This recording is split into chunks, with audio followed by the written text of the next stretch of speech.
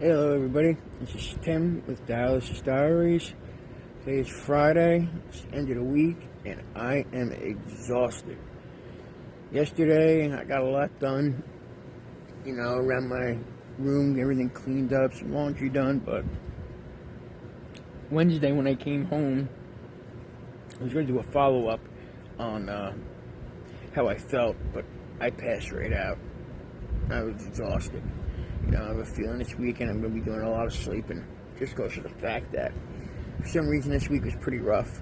A lot of fluids been taken off, and a couple of things I want to talk about is, one, I seen a picture from me from like 1 year ago. Before I got sick, up until now, almost 5 years later, and wow, it is crazy how much weight I lost and how I look. It's like I look nothing like I used to look before. Does anybody else have that kind of problem when you look back at before you were sick and then how you look now when you're sick? I have a feeling, that was on my mind a lot the last couple of days. Just thinking about that. I had some stuff I wanted to ask people out there too, but can't think of them at the moment. But I got everything ready for Dallas. Got my bag ready, dressed, ready to go. I'm actually waiting for basically the driver now to come. So I figured I'd get on here now, do my recordings before he gets here for the pre-pickup. But it was a long week, There's a lot of weight taken off in the beginning. And as you can see now, if you go back to watch the video from Monday till now, just how much it takes out of me, anybody, that's on here, It seems like it gets harder and harder, and I try and stay as active as I can, when I'm awake and I'm here, and I do a lot of walking to stay active. The last thing I want to do is, get stuck in this chair, like I say, so I try and stay as active as I can. I do a lot of walking, even though my foot has been throbbing lately, just sore on the bottom of it, and just the bones, it's very painful sometimes, and I do take medicine that helps with the pain, but it helps and it doesn't, I'd rather keep walking. I don't want to lose the ability to walk. I ate a lot yesterday, which is good. So I felt like I put some food on me, keep some weight on me. Drunk a couple of my shakes, a few of my shakes too, which is good.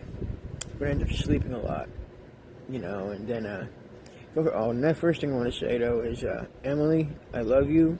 I'm always here for you. Trust Aunt Madeline with everything. She knows exactly what's best for you. You might not know it now, but trust me, she's doing great things for you.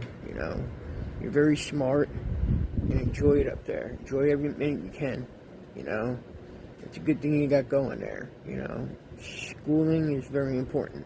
Sorry I got sidetracked there. Just had to give a shout out to my daughter. We got a little family thing that came up over the last couple of days, and I just wanted to make sure she knows that I'm there for her. And that's the other question I want to ask. Anybody that's been on dialysis or with kidney failure that ended up basically their family breaking up, you and the wife, or the wife and husband, or whatever it is for your situation, to split up. If you had kids, how was that handled? You know what I mean? How did you handle it? I'll tell you my situation is, my daughter currently stays with my sister right now. Because when we broke up, we had an incident with me and my wife, and I ended up coming to a nursing home here. She was ended up on her own, and she had her own issues. I don't want to put her issues on here on Facebook, but there were some issues to where Emily couldn't stay there, and Emily had to stay with my sister.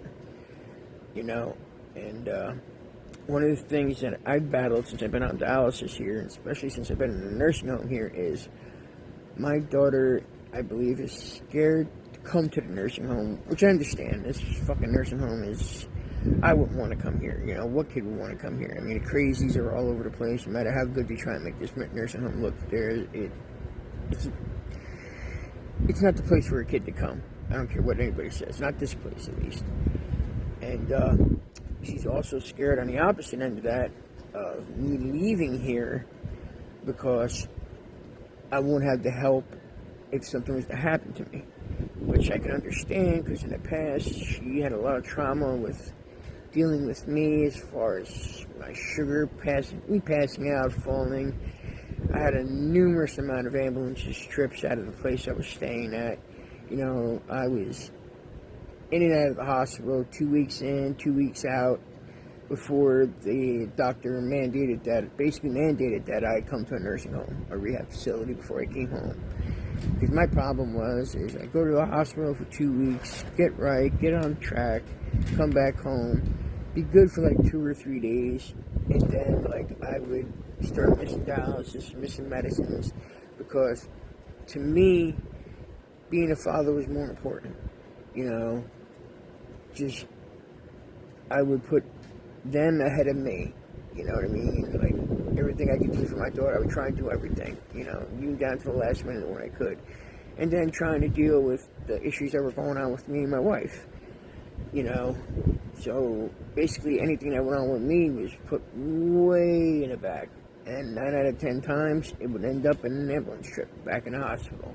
Another 2 weeks, another 2 weeks. You know, it was hard. You know, like, did I want to come to this nursing home? Did I want to be in here? No. But did I need to? Yeah.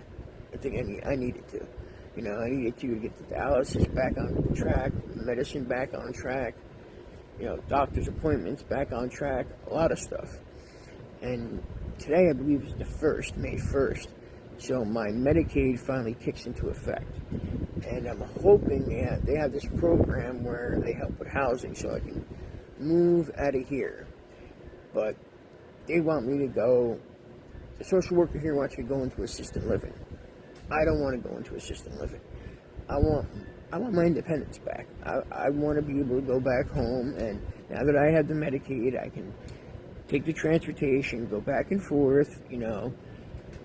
But she's right, you know, I got to try and figure out a way, if I was to do that, to have maybe a nurse visit, stop in to check on me, like, you know, see if anything's covered, or even if that's possible, you know, outside of the assisted living in nursing homes.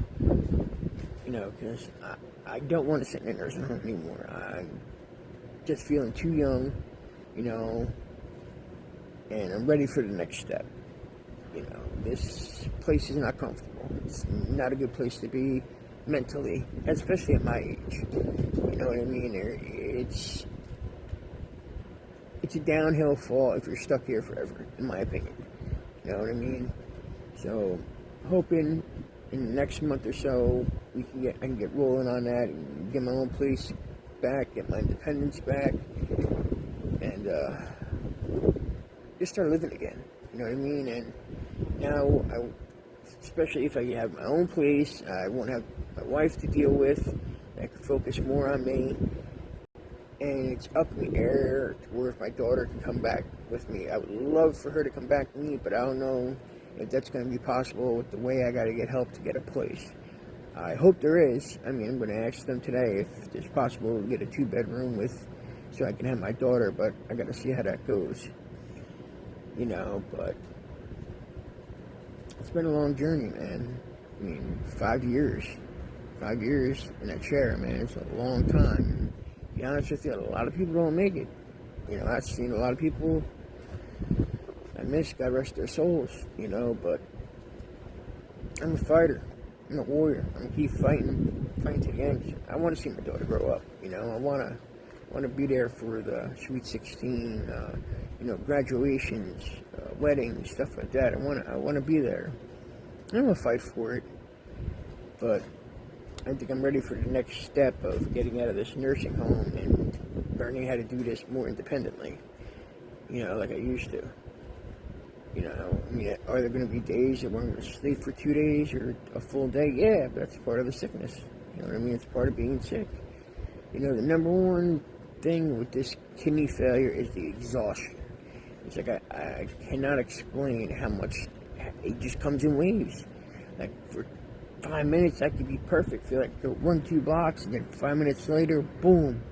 Like I'm ready to pass the fuck out. You know what I mean? I'm out cold, solid. You know what I mean? Like it's narcolepsy or something. But I'm out cold. I mean, not for like a couple hours, but for like 12, 14, 15 hours, you know? And I guess it's the body's way of recuperating or stuff. I mean, I don't exactly know, you know, but it does take an effect on you, man, big time, you know? And I just want to let everybody know that is one of the biggest things I hope you take from all these videos, is just see the progression of it.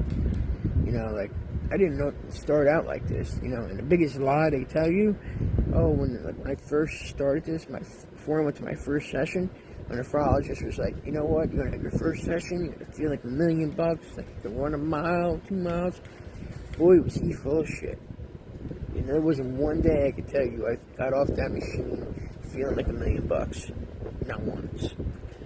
You know, and that's a whole nother subject for a whole nother video. But I'm going to go run and check now to see if my transportation's here. I'm going to get back on here once I get to the facility to let you know how everything went to there and to see what we're going to do once we get inside. Alright?